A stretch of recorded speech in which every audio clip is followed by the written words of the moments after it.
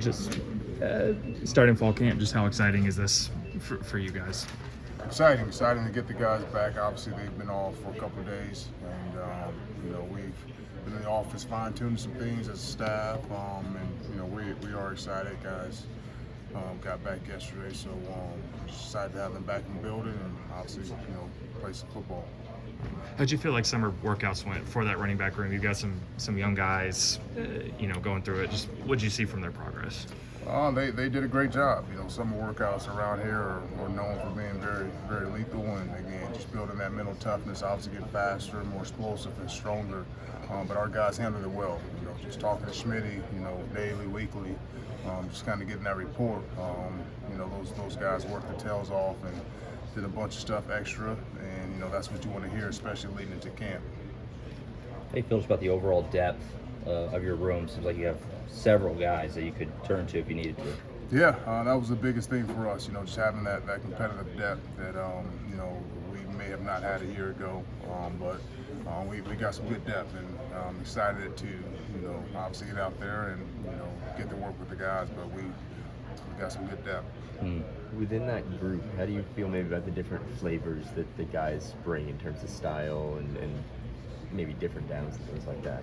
Yeah, I think they're all different. They're all uniquely different in their own ways. Obviously got some powerful guys, got some strong guys, but all guys that are ready to come in and work and compete at a high level every day. So excited to obviously continue to develop those guys in the right direction, and but just the versatility that room has itself, it's exciting.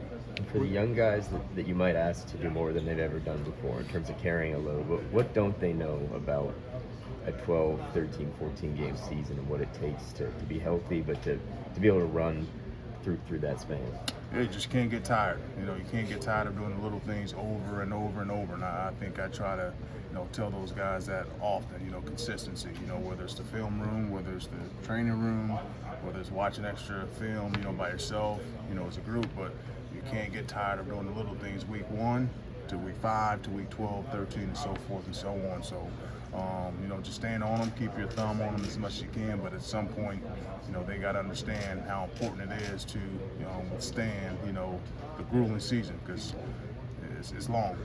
It's long mentally, physically, emotionally, and but I think our guys are up for the challenge. When did you learn all that stuff? If you can think back to your time here.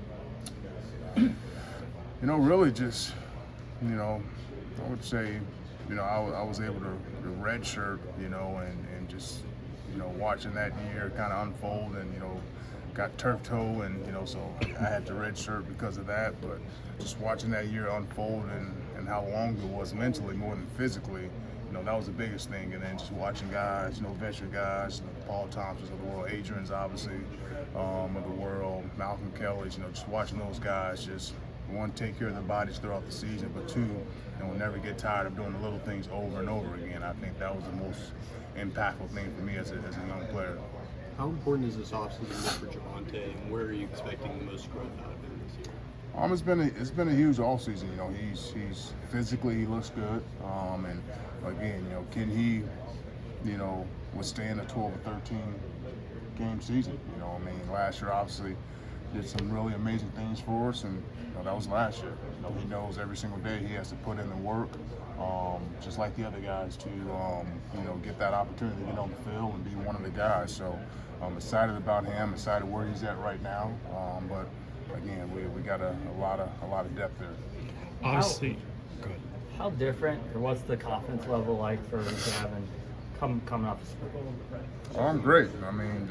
I couldn't tell you that, but just looking at him, watching him, a guy who doesn't say nothing, just puts his head down every single day and works. Whether it's in the classroom, whether it's in the community, and obviously on the practice field and the weight room. So he's had an exceptional off season.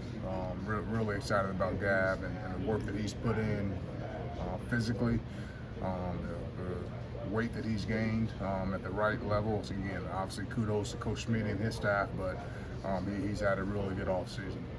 Well, along those lines, a guy like Marcus, Jeff mentioned him earlier, he was productive and had some success, last year before he got injured. What's the key for someone like him who's been around the program, with some of the injuries he's had, just keeping him healthy? I think that's the biggest thing, keeping him healthy. Marcus has been around for a while. Just athletically, probably one of the best on the team. He's a special kid, great kid, works his tail off. But I've been prone to future and freak accidents. When it comes to the injury department. But again, you gotta just stay in that training room. But again, he's a veteran player that hadn't played a lot of football, but he's been around for a while. And he's done some good things on the field, so we need to just keep him healthy, and if he's healthy, we'll be happy at the end of the season. What do you expect from guys like Barnes and Sawchuk this year? Another year under the belt going for you? Just more of a vocal presence, and again, I know as a freshman, it's a little hard to do that at times, but I think those guys have earned the respect of their peers, just the way that they go about their business, how they work, how they conduct themselves, that they need to step out of their comfort zones a little bit and be a little bit more vocal, but more importantly, they got to produce. That's the name of the game. You guys welcomed in a transfer from Washington. What have you seen from him this offseason? Yeah, Mecca's been good. Again, he's another guy that's been banged up a little bit, and coming out of high school, he's been a really good player to have for us. Great kid, and again, just excited to obviously get him healthy and get him on the field, give him some opportunities. We chatted this time last year about what Eric Gray had as a pass catcher and the dimension that brought. Do you see anyone in your group right now who projects in a similar way to him, Ray? Eric was unique in his style play. So we have a bunch of guys who can catch the ball just like him. I think a guy that kind of comes to mind first off the top of my head is Dalen. He's very natural in catching the ball, really good route runner, smooth, but those are things you got to work on. And again, we got a young group, but a group that's hungry and ready to be coached. Well, talking about Eric, obviously a guy that was really productive last year and spent a lot of time on the field. With him gone going into this season, do you see this as looking for somebody to kind of replace that production, or is it more like a committee kind of approach given how productive he was? No, you want to have a bell cow. You want to have a guy that you can count on day in and day out, just like I did with Eric, and then obviously some guys that spell him. I just think at this point in our room, we got a lot more talent than we had a year ago, just overall. So, I think they understand that. I understand that, but again, we need a guy that's going to line up out there every single day and set the tone for us as a group, and then have other guys feed off of him. Do you know who that guy is yet? We don't. I don't know. So that's what training camp is about. If Javonte and Gavin are the two primary guys, who are you feeling best or the strongest competition for a third position there? There's no primary guys. I'm looking for a starter. So again, they know that. And again, those guys have put themselves in position to obviously work and get some reps. But we're looking for a starter. Obviously we got some good talent, and but as far as the number one guy, we don't have that right now. So we're working on that. It can't be everything, but have you noticed a significant difference of recruiting since the announcement to the SEC, since having the schedule in front of the 24 class now? I wouldn't know, to be honest. I don't, I think it's been, I think the recruiting has just been what it is. I don't think it's been more or less because of the SEC. I'm sure, I don't pay too much attention to that. I just kind of, recruit how I see fit, and but I'm sure, a lot of people are excited, definitely about the transition for sure. So am I. But it's definitely, obviously, a huge, I guess, asset for us to go there.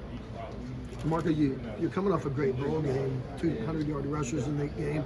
How much momentum did that give you going into the offseason, and how much does it give you going into the training camp? Yeah, it was a good game. Obviously, we hope to win the game. And again, those guys played fairly well, and obviously did some things that we wish we could get back. They've worked hard, and again, feel really good about the room where we are and where we're heading. And again, just to have those guys all healthy and ready to go and compete at a high level is great. So we're excited.